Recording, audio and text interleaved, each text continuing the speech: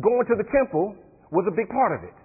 Offering the sacrifice was a big part of it. Saying the ritualistic prayers was a big part of it. Going to the festivals was a big part of it. This is who we are. This is what we do. I gain my identity by being a Jew, and I'm a Jew. I show that I'm a Jew by following these rituals and ceremonies. Amen? Now, when these Jews accepted Christ, some of them didn't turn away from their Jewish religion. Why can I say Judaistic? One day I'll grow up. Amen. But they didn't turn away from their Jewish religion. Amen. Some of them saw Christianity simply as an extension of Judaism. And in their minds, Christ had only added new teaching to their existing law and their existing religion. Amen?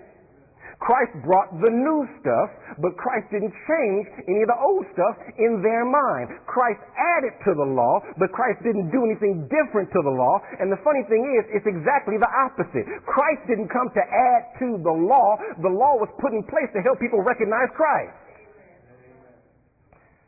So in their minds, if a person wished to accept Christ, then he had to first become Jew.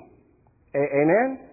If a person wanted to accept Christ, that person had to undergo the ritual of circumcision. That person had to then commit himself to the law of Moses. That person then had to observe all the ceremonies, all the rituals, all the tradition of Jewish religion. And then once a person had done those things, once a person had become Jew, then and only then could he receive Christ and be baptized. Only then could he be accepted into the church. Amen?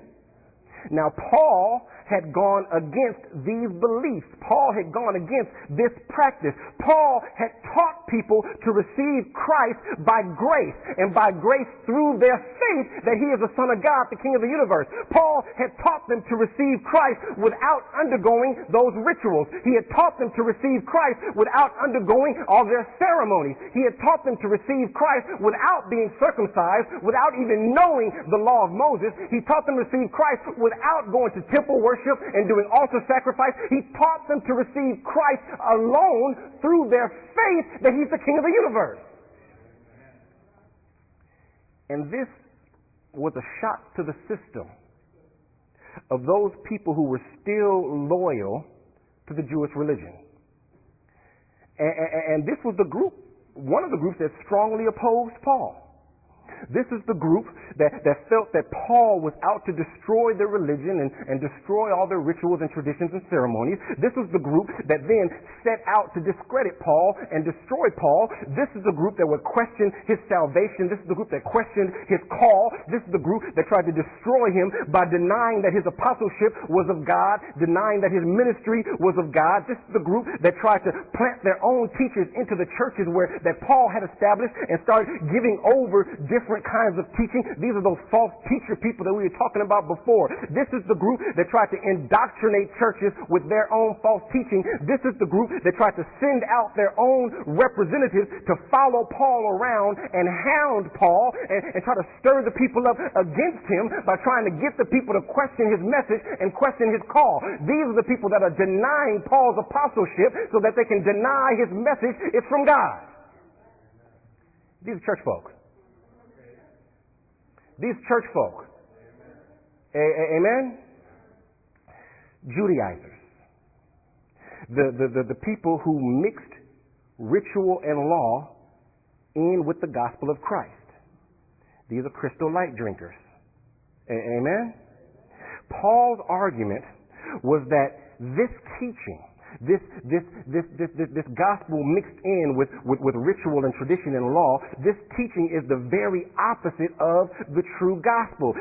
Paul is giving over that a person is not saved by fleshly signs. A person is not saved by ritual. A person is not saved by his own ability to keep the law and keep regulations and keep rules and keep ceremony. A person can't just earn salvation. A person can't just win salvation. There's nothing that a person can do to save himself. Paul is teaching the world that salvation is by faith in Jesus Christ alone. Stop calling your loyalty to religion faith in Jesus.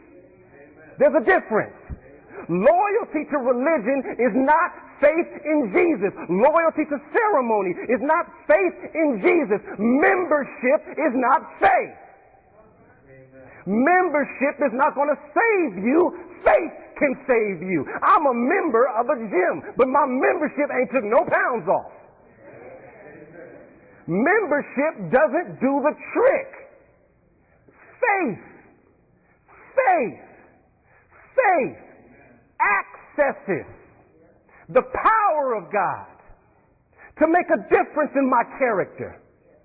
Faith accesses the power of God to make a difference in my nature.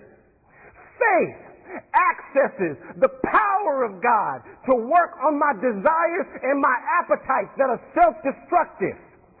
Faith accesses the power of God to take the shingles off of my eyes to let me see the truth of this world instead of being blinded by the influence of this world that I've been living under all this time. Faith accesses the power of God to let me know the truth of heavenly things and not focus on the lie of fleshly things. Membership does none of that. Membership does none of that. Which is why I can be a member and never go to the gym. Amen? As long as the dues are paid, I'm a member. Which is why we have members who are hulked up and we got members who are bulked up. Well, bulked ain't the right word. I don't want to say anything insulting. Amen? It's not loyalty. It's not membership. It's not ritual. It's not ceremony. It is salvation by faith in Jesus Christ. And if we ever take Christ out of the equation, if we ever take relationship with Christ out of the equation, if we ever take interaction with Christ out of the equation, if we ever take communion and conversation with Christ out of the conversation, if ever we take Christ out of the conversation, then we've made ourselves confirmed bachelors. Amen? We have gentlemen like that. Is that what they call them? Confirmed? It's something they call them. Something bachelor.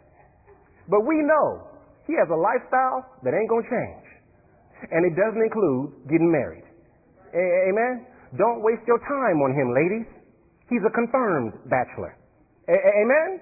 And when we take Christ out of the equation, we are proclaiming ourselves. We'll never be the bride of Christ. We'll never be married to Christ. We will never be heirs to the throne. We'll never be God's children. We'll never be God's agents. We won't be the light of the earth. We won't be the salt of the earth. We won't be the royal priesthood. We're going to be members to a place.